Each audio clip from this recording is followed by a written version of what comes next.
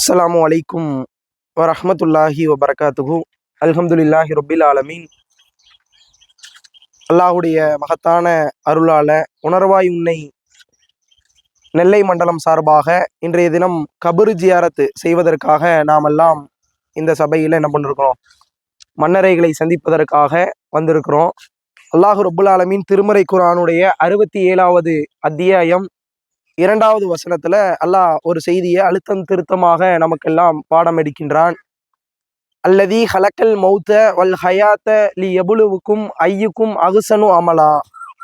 இதனுடைய தமிழ் பொருள் என்ன அப்படின்னு சொல்லி பார்த்தோம்னா, உங்களில் அழகிய செயலுக்குரியவர் யார் என்பதை நாம் சோதிப்பதற்காகவே உங்களில் வாழ்வையும் மரணத்தையும் நாம் ஏற்படுத்தி வைத்திருக்கின்றோம் அப்படின்னு சொல்லி அல்லாஹ் ரப்புல் ஆலமீன் நமக்கு ஒரு ஆழமான செய்தியை எடுத்து சொல்கின்றான்.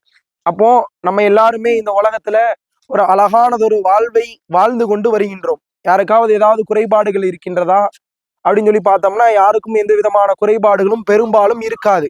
அப்படிப்பட்டவர்களாகத்தான் நாம் நம்முடைய வாழ்வை அமைத்து கொண்டு இருக்கின்றோம். அப்போ இந்த வாழ்வை இறைவன் ஏற்படுத்தி இருக்கின்றான் என்றால் எதற்காக ஏற்படுத்தி இருக்கின்றான் என்பதை நாம் ஒரு கணம் சிந்தித்து பார்க்க வேண்டுமா வேண்டாமா? ஒரு வாழ்க்கையை கொடுத்திருக்கிறான் அல்லாஹ். ஆனா அந்த வாழ்க்கையை இறைவன் எதற்காக நமக்கு வழங்கி இருக்கின்றான்? ஒரு கொஸ்டின் கேட்டோம்னா என்ன பதில் வரும்? நம்மளிடத்துல நிறைய பதில் வரும். சம்பாதிப்பதற்காக, வேலை செய்வதற்காக, குடும்பத்தை கவனிப்பதற்காக, என்னுடைய பெற்றோர்களை இப்படி நிறைய பதில்களை நாம என்ன பண்ணுவோம், சொல்லுவோம். ஆனால் இறைவன் உங்களில் வாழ்வை கொடுத்திருக்கின்றோம். ஏன் கொடுத்திருக்கின்றோம் தெரியுமா? உங்களில் அழகிய செயலுக்குரியவர் யார் என்பதை நாம் சோதிப்பதற்காகவே கொடுத்திருக்கின்றோம். அதே போல மரணத்தை பற்றியும் பேசுகின்றான் இறைவன். வாழ்வையும் மரணத்தையும் கொடுத்திருக்கின்றோம். எதற்காக மரணத்தை கொடுத்திருக்கின்றோம்? அழகிய செயலுக்குரியவர் அந்த செயலுக்கு உண்டான கூலியை பெற்றுக்கொள்வதற்காக. அதற்கப்புறம் அந்த எண்டுன்னு ஒண்ணு உண்டுல இருக்கணும்ல. அதற்கப்புறம் அந்த மரணத்திற்கு முன்பான வாழ்க்கையில் நன்மையான காரியங்களை செய்தவர்களாக இருந்தால் அதற்கு உண்டான கூலி, அல்லது இறைவன் சொன்ன அடிப்படையில் வாழ்ந்தவர்களாக இருந்தால் அவர்களுக்கு உண்டான கூலி, அல்லது இறைவன் சொன்ன அடிப்படையில் வாழாமல் தாந்தோணித்தனமாக வாழ்ந்து கொண்டிருந்தோமே ஆனால் அதற்கு உண்டான கூலியை இறைவன் நமக்கு என்ன பண்ணுவான்? கண்டிப்பான முறையில கொடுப்பான். அல்லாஹ்வின் தூதர் ஸல்லல்லாஹு அலைஹி வஸல்லம் அவர்கள் ஒரு நேரத்துல சொல்லி காமிக்கிறாங்க. எந்த செய்தி அப்படின்னா, சஹாபாக்களுக்கு மத்தியில சொல்றாங்க, யார் அல்லாஹ்வின் சந்திப்பை விரும்புகிறாரோ அவரை சந்திப்பதை அல்லாஹ்வும் விரும்புகிறான். யாரு அல்லாஹ்வின் சந்திப்பை விரும்புகின்றாரோ அவரை சந்திப்பதை அல்லாஹ்வும் விரும்புகிறான். யார் அல்லாஹ்வின் சந்திப்பை வெறுக்கின்றாரோ அவரை சந்திப்பதை அல்லாஹ்வும் வெறுத்து விடுவான் அப்படின்னு சொல்லி சொல்றாங்க. உடனே சஹாபாக்களுக்கு மத்தியில ஒரே கேள்வி, அல்லாஹ்வின் தூதரே, நீங்கள் மரணத்தையா நினைவு கூறுகின்றீர்கள்? எங்கள்ல மரணத்தை விரும்பக்கூடியவர்கள் யார்தான் இருக்கிறோம்? எல்லாருமே மரணத்தை வெறுக்கக்கூடியவர்களாகத்தானே இருக்கின்றோம். யாராவது உங்கள மௌத்து வரணும்னு விரும்புவீங்களா? இருக்கக்கூடிய நீங்கள் உங்கள இப்ப மௌத்து வந்தா நான் ஏற்றுக்கொள்கின்றேன், அதற்காக நான் தயார் நிலையில் இருக்கின்றேன் அப்படின்னு சொல்லி சொல்லுவோமா? மரணத்தை நாம் விரும்புவவர்களாக இருக்கின்றோமா? இதே பதில் தான் அங்கேயும். நாங்கள் மரணத்தை விரும்பக்கூடியவர்களாக இல்லையே. அப்போ அல்லாஹ்வின் தூதர் ஸல்லல்லாஹு அலைஹி வஸல்லம் அவங்க விளக்கம் கொடுக்குறாங்க இந்த ஹதீஸ்க்கு. இதை நம்ம அப்படி புரிஞ்சுக்கிட கூடாது. அல்லாஹ்வை சந்திப்பது என்பதற்கு பொருள் அதுவல்ல. நம்ம சொல்ற மாதிரி அது கிடையாது. மாறாக இறை நம்பிக்கையாளருக்கு மரண வேளையில் இறைவன் கருணை புரியவிருப்பதாகவும் அவரை பற்றி அல்லாஹ் திருப்தி அடைந்ததாகவும் அவருக்கு செய்தி கூறப்படும். யாருக்கு? இறை நம்பிக்கை உள்ளவருக்கு, நல்லவருக்கு, நல்லடியாருக்கு என்ன பண்ணப்படும்? செய்தி சொல்லப்படும். இறைவன் உங்களுடைய விஷயத்துல திருப்தி அடைஞ்சிட்டான், நீங்க திருப்தி அடைய செய்து விட்டீர்கள் என்று அவருக்கு நற்செய்தி சொல்லப்படும். இப்படிப்பட்ட நற்செய்தி உங்களுக்கு சொல்லப்படுது. உங்களில் யாராவது மரணத்தை வெறுப்பீர்களா? இப்படிப்பட்ட நற்செய்தி அல்லாஹ் நீங்க திருப்தி படுற மாதிரி நடந்துகிட்டியப்பா அப்படின்னு சொல்லி சொல்றான். மலக்குமார்கள் சொல்றாங்க. அப்ப நீங்க மரணத்தை விரும்புவீங்களா வெறுப்பீங்களா? விரும்பக்கூடியவர்களாகத்தான் நம்மில் அனைவரும் இருப்போம். யாரும் வெறுக்க மாட்டோம். அதே போல உங்களுக்கு செய்தி சொல்லப்படுது. அல்லாஹ் உங்களுடைய விஷயத்துல கடுமையான கோபத்துல இருக்கிறான், நீங்க அல்லாஹ்வை திருப்திப்படுத்தவில்லை அப்படிங்கிற செய்தி சொல்லப்பட்டால் கண்டிப்பாக வெறுக்கக்கூடியவர்களாகத்தான் இருக்கின்றோம். அல்லாஹ்வின் தூதர் ஸல்லல்லாஹு அலைஹி வஸல்லம் அவர்கள் நான் என்ன பண்றாங்க, அல்லாஹ்வை சந்திக்க அந்த நேரத்துல மரணம் வரக்கூடிய அந்த நேரத்துல. அப்போ மரணம் நமக்கு எப்போ வருங்கிறது தெரியுமா? குல்லு நப்சின் தாயிக்கத்துல் மவுத், ஒவ்வொரு ஆத்மாவும் நம்மள மரணத்தை சுவைக்கக்கூடியதாக தான் இருக்குது. அப்போ நமக்கு மரணம் எப்போ வருங்கிறது யாராவது சொல்ல முடியுமா? உங்களில் யாராவது எனக்கு இந்த வயசுல மரணம் வரும், இந்த நேரத்துல மரணம் வரும், இந்த இடத்துல மரணம் வரும், நான் இந்த நேரத்துலதான் மவுத்தாவேன் அப்படின்னு சொல்லி, இந்த நாட்டுலதான் மவுத்தாவேன்னு யாராவது சொல்ல முடியுமா? நாளைக்கு காலையில நம்ம உயிரோட எந்திப்போமா அப்படிங்கிறத யாராவது உங்களில் அறுதியிட்டு சொல்ல முடியுமா? யாரும் என்ன பண்ண முடியாது. அப்படிப்பட்ட ஒரு உறுதிப்பாட்டை நம்மில் கொடுக்கக்கூடியவர்களாக இருக்க முடியாது. அப்போ உறுதியான கோட்டை கொத்தளங்களில் இருந்தாலும் நம்மை மரணம் வந்து சந்திக்க உள்ளது. அப்போ மரணம் வரக்கூடிய அந்த நேரத்துல நற்செய்தி சொல்லப்பட்டால் நாம் மரணத்தை விரும்பக்கூடியவர்களாக இருப்போம். அல்லது நம்ம நம்ம மேல அல்லாஹ் அதிருப்தி நிலையில இருந்தா அப்படின்னா நாம மரணத்தை வெறுக்கக்கூடியவர்களாக இருப்போம். அப்போ நாம மரணத்தை விரும்பக்கூடிய மக்களாக இருக்கணுமா, வெறுக்கக்கூடிய மக்களாக இருக்கணுமா? அல்லாஹ்வை திருப்திப்படுத்த வேண்டிய காரியத்தை நாம் செய்ய வேண்டுமா, அல்லது அல்லாஹ் அதிருப்தி நம் மீது அதிருப்தியான நிலையில நம்மளுடைய மரணத்தை நாம் சந்திக்க வேண்டுமா? உங்களில் நீங்களே என்ன பண்ணிக்கோங்க, முடிவெடுத்துக் கொள்ளுங்கள். இங்கதான் நாமளும் என்ன பண்ண போறோம், வந்து சேர போறோம். இதே மாதிரி உங்கள் ஊர்களில் இருக்கக்கூடிய பொது மையவாடிகள்ல தான் உங்களுடைய ஜனாசாக்களும் நீங்கள் இறந்ததற்கு பின்பாக அடக்கம் செய்யப்படும். இங்க இருக்கக்கூடிய மக்கள்லாம் இங்கதான் என்ன பண்ணப்படும், ஜாமியா பள்ளிவாசலுக்கு தான் கொண்டு வரப்படும். அப்போ நாம இந்த மன்னரையை சந்திப்பதற்காக நம்மள என்ன தயாரிப்புகளை நாம் என்ன பண்ணியிருக்கிறோம், செஞ்சு வச்சிருக்கிறோம். இங்கெல்லாம் என்ன பண்ண முடியாது. கபருக்குள்ள இப்ப அடிக்கக்கூடிய வெயில் நம்ம என்ன பண்ணிக்கிட்டு இருக்கிறோம், ரூம்குள்ள 2 ஃபேனை போட்டு உட்கார்ந்து இருக்கிறோம். மேல் ஃபேன் ஓடுது, டேபிள் ஃபேனும் ஓடுது. அப்ப இப்படிப்பட்ட சூழ்நிலையிலேயே நம்மளால உட்கார முடியல. ஆனா இங்க ஏதாவது உண்டா, மேல நிழற் குடை உண்டா, சீலிங் உண்டா, இங்க இருக்கா? இல்ல. அப்போ வேற ஏதாவது ஃபேன் இருக்கா உள்ளுக்கு? நம்ம எத்தனையோ ஆடைகளை ஒவ்வொரு நாளுக்கு ஒவ்வொரு மணி நேரத்திற்கும் ஆடைகளை நாம என்ன பண்ணிட்டு இருப்போம், மாத்திக்கிட்டு இருப்போம்.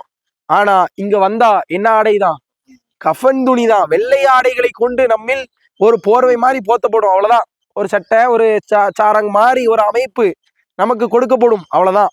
அதற்கப்புறம் பல்வேறு விதமான மன்னரை தண்டனைகளை பற்றி இறைவனும் இறை தூதர் ஸல்லல்லாஹு அலைஹி வஸல்லம் அவர்களும் நமக்கு என்ன பண்ணியிருக்கிறாங்க, உதாரணமாக சொல்லி காண்பித்து இருக்கிறார்.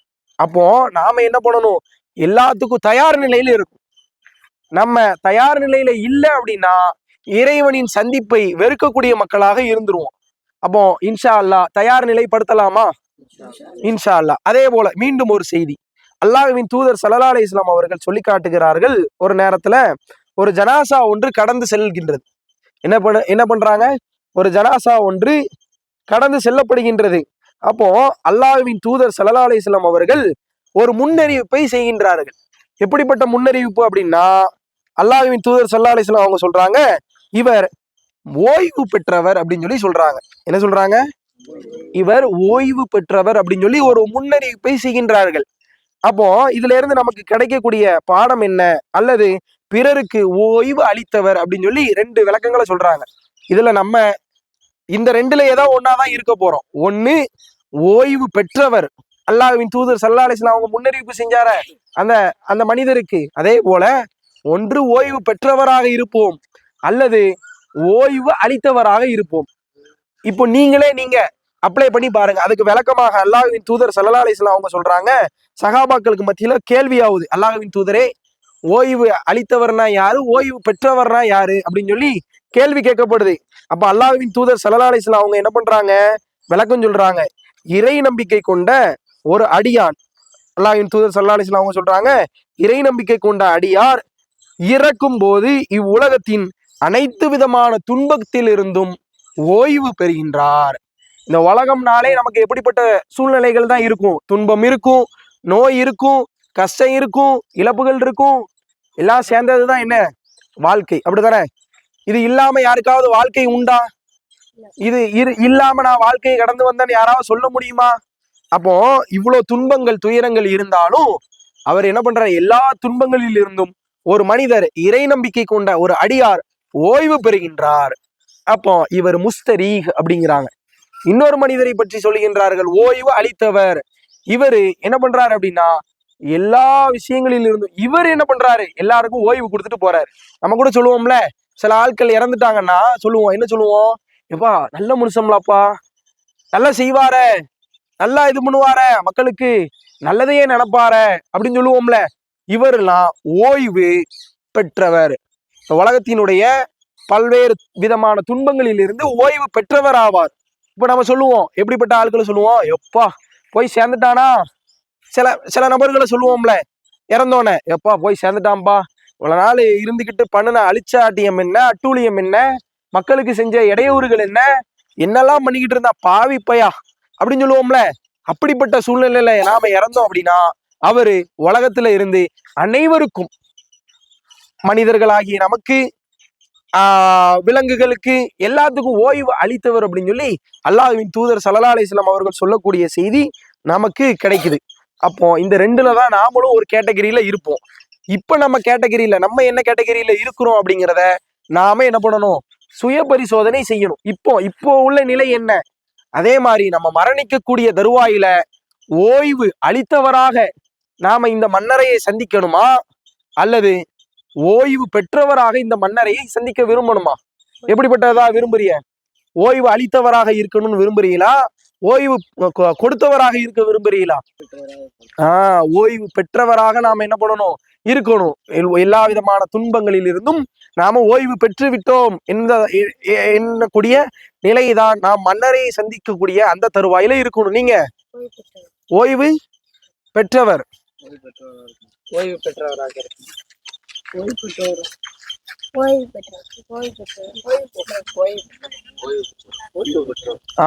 அப்போ நம்ம இன்னைக்கு இங்க வந்தோன்னு சொல்லிட்டோம், நம்ம ஓய்வு பெற்றவராக நாம இருக்கணும்னு எல்லாருமே விரும்புறோம். அதே போல நம்முடைய எந்த எண்ணங்களை, இந்த எண்ணங்களை ஓய்வு பெற்றவராக நாங்க என்ன பண்ணணும், அனைவருமே இந்த மன்னரையை சந்திக்கக்கூடிய அந்த தருவாயில பிறருக்கு, அனைவருக்கும், அனைத்து துன்பங்களில் இருந்தும் ஓய்வு பெற்ற மக்களாக அல்லாஹு ரப்புல் ஆலமீன் உங்களையும் என்னையும் ஆக்கி அருள்பாலிக்க வேண்டும் என்று நினைவு கூறியவனாக இந்த சபையில நாம பிரார்த்தனை செய்வதற்கு கடமைப்பட்டிருக்கின்றோம். அவர்களுக்காக, நம்மை முந்தி சென்ற முன்னோர்களுக்காக. அதே போல நாங்கெல்லாம் என்ன பண்றோம், ஒருத்தர் இறந்துட்டா கூட நம்ம என்ன சொல்லுவோம், இன்னா லில்லாஹி வ இன்னா இலைஹி ராஜிஊன் என்ன சொல்லுவோம், அதனுடைய அர்த்தம் என்ன?